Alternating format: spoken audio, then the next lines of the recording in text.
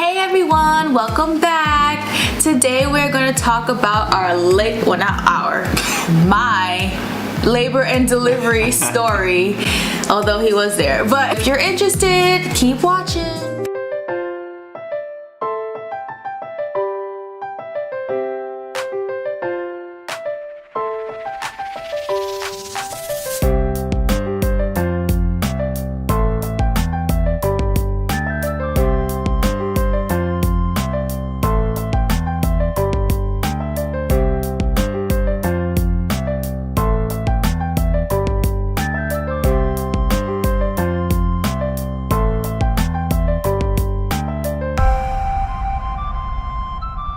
We've seen a lot of pregnancy announcements lately and it's so cute, so congratulations to you new mommies. One of the things that I did when I was pregnant or when I first found out is that obviously you just go on YouTube, you want to hear people's experiences. No labor and delivery story is the same. We're just going to talk about how our story went. Hopefully you guys can learn a little something from it as well. You can hear a guy's point of view that I didn't see because I was out of it, laid out.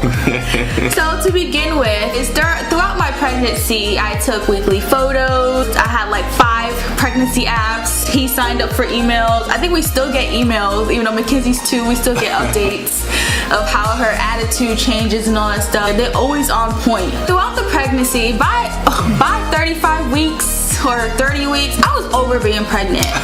I moved from the bed to the couch. And he did not follow me. I tried. You were moving too much and you went to the couch, like to the floor. You had your big pillow and it was just like, I'm just gonna let her do her own thing and I'm gonna sleep in the bed and just holler if you need me. And it was so annoying because it's like you can't lay on your back anymore because you can't breathe. You can only sleep on one side, and then I had to pee every 20 minutes and I was hungry, so I used to eat like Lucky Charms at like 3 o'clock in the morning. I was just over it. So our due date was August 20th and I was praying that she would come out way before then. So a week before the due date, I was trying everything I was walking, bouncing on the ball, doing that. We lived on the 3rd floor in these apartments, and I did a squat at each step, walking all up those stairs. And remind you, like I said, this is August in Florida, sweating, hormone. It was disgusting. I was just like, oh yeah, this is gonna work. I've been YouTubing like pregnancy yoga to induce labor. Nothing worked. And the doctor even said that. Remember? She's gonna come when she's ready. It's like, don't look at those things online and things you see on YouTube on the computer because all those they're myths. They're myths. And they really are, because I was eating licorice. I heard somewhere like if you eat licorice, and that's disgusting. I was like holding my nose, chewing on licorice, like come on. I saw somewhere it was like cinnamon tea, so I had some cinnamon sticks and boiled it, and I was chugging that too. I was even pumping, because they say, you know, if your breast stimulation can induce labor or something like that.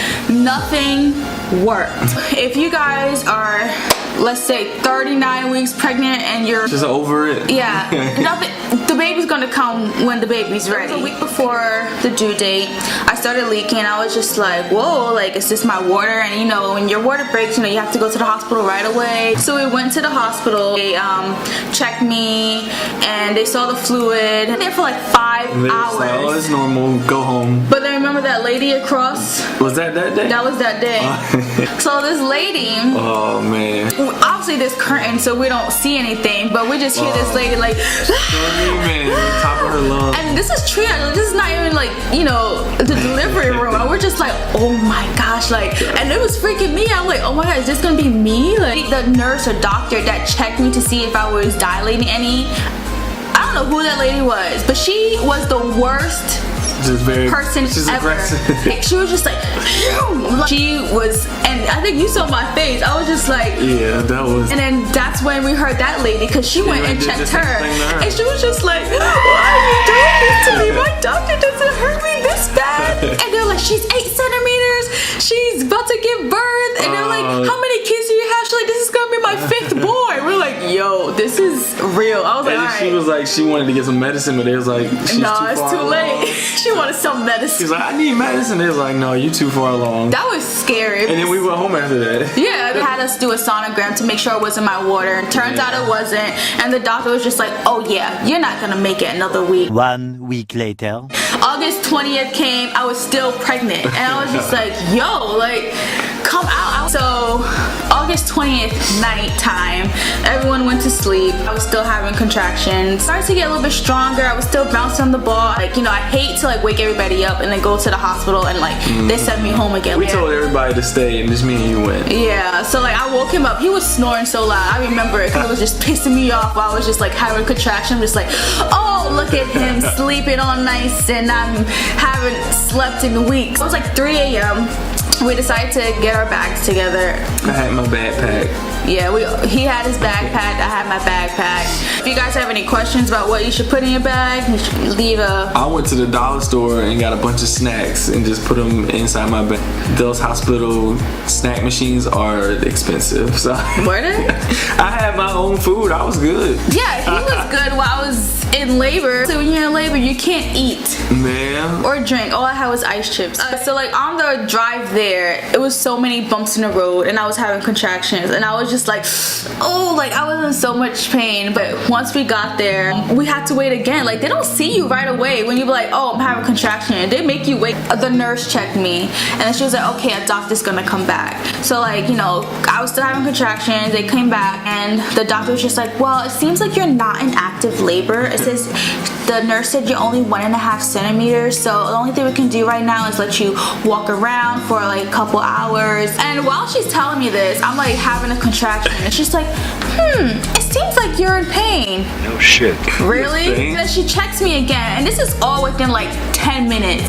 So she checks me again, and I was 4 centimeters. So that's 1.5 to 4 centimeters in 10 minutes. And she was like, oh yeah, you're in active labor. Right then, they're like, all right, they had a wheelchair. They're like, you want an epidural? And I was like, yeah. They went to the room.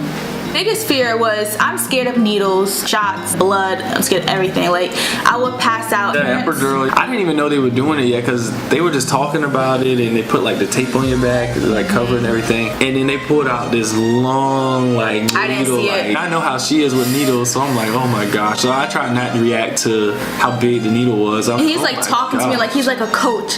And I'm just like breathing in and out. I was just like, oh my gosh. Like if I move, like I was like, I'm gonna be dead. I'm so scared. Like you're gonna feel something cold, and I felt like in my spine, it was just like so cold.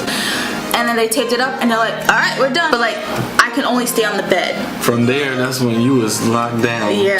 And the only thing annoying about the epidural, of course, you know, it was good that I didn't feel any contraction as much. I felt a little pressure. Like they had to marinate me and like stay on my back, they said. So like I was on my left side. They come flip you over. Then they had to flip me over. Like right when they gave me the epidural, my water broke. And he did not believe me. Like I felt like a gush. And I was like, I think my water broke. And they were just like, yeah, okay. Checked and they're like, yep. It said I was in labor for 19 hours. I was just in bed. I couldn't do anything. Like my legs were numb. Hell, I went to sleep. I laid in the couch and went to I sleep. took a little nap too. It was kind of hard. And they were like, okay, this is like slowing down. Because apparently they did tell me that if we give you epidural, it's going to slow down your labor. So I was just like, just give me the epidural. Being in labor for 19 hours, you know, because of the epidural, changed my mind on having an epidural for my future pregnancies, which scares Darius because obviously I'm not really good with pain, but I'd rather deal with it than to be in labor for that long. They decided to give me Pitocin to try to speed it up.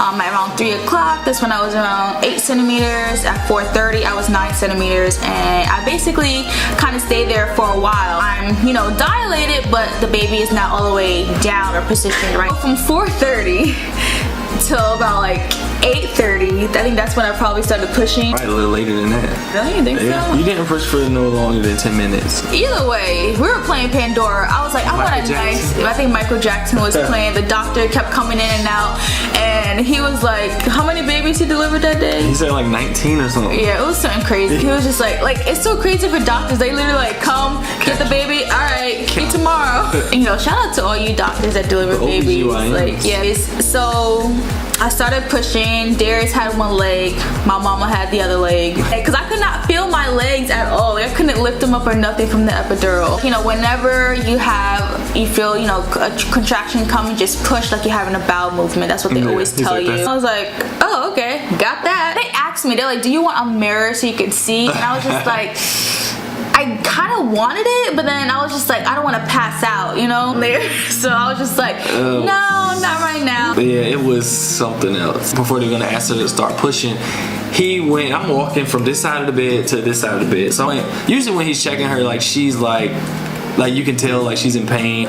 This time she already had the epidural, so she didn't feel anything. For some reason I just turned and looked because he was checking her, and he was like, his whole arm like, almost to his elbow.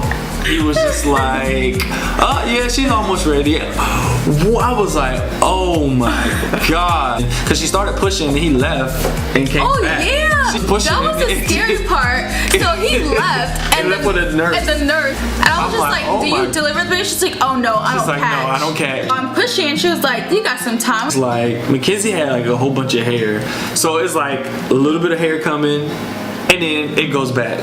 I'm like, I see her head right there. It was crazy. It's just so interesting to me because it's like, how is she breathing? Her head came out almost and it went back in. So like, how did she breathe? I didn't get it. So then the doctor finally came back in. He was like, do you want to pull her out?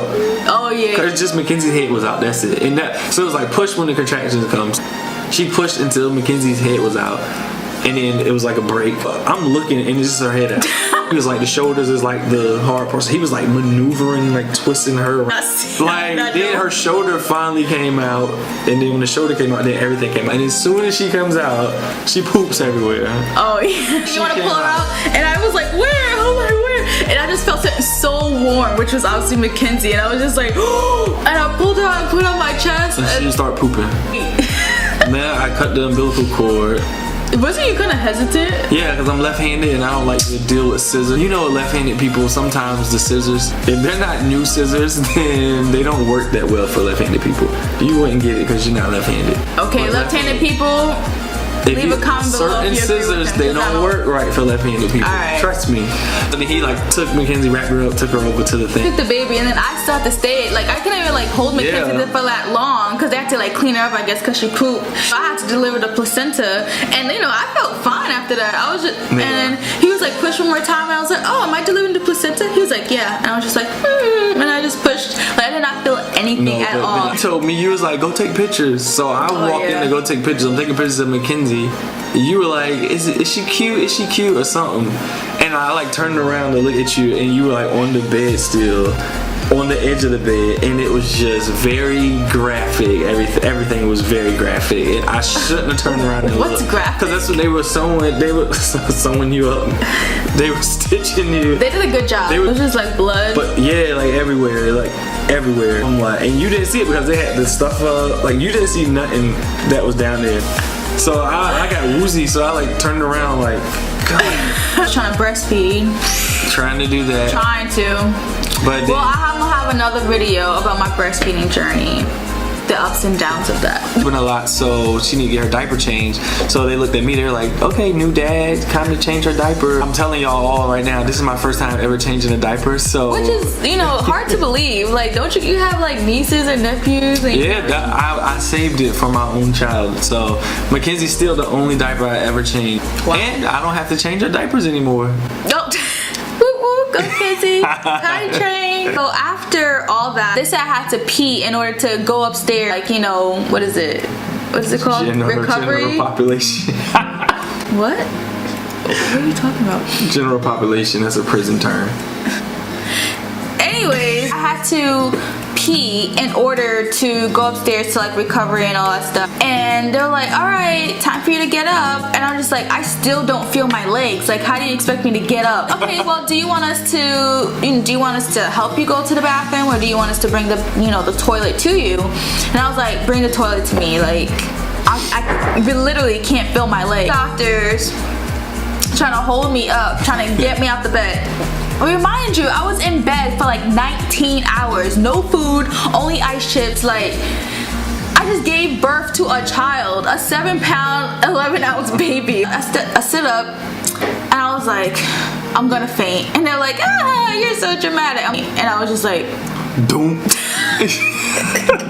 I turned around and she like passing out on the bed, falling they like threw me back on the bed and had to put stuff all back in me. The worst part. After you give birth, they have to massage your stomach or massage your uterus to try to get it back to its size. See how much blood is coming out to make sure the blood clots are not a certain size and all this extra stuff. And when they do that, it's not fun. I think they still do that even when you have a C-section. From what my friend told me. I'm not too positive on that. It was the worst experience. That made you wake up? It was way worse than birth. Are you okay? You know you just gave birth today. Do you know where you are? And I was just like, they're like, poof. And I was just like, ah.